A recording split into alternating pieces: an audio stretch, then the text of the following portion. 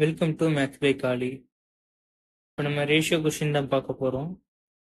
When X is subtracted from each of 21, 22, 60, 64, then the numbers so obtained in this are a proportion. What is the mean proportion between x plus 1 and 7x plus 8? So இதை எப்படி solve பண்ணலாம்னா 21/22, 60 by 64. So இந்த ரெண்டுத்துக்கும் difference பார்க்க போது 39. இந்த ரெண்டுத்துக்கும் difference பார்க்கும்போது 42.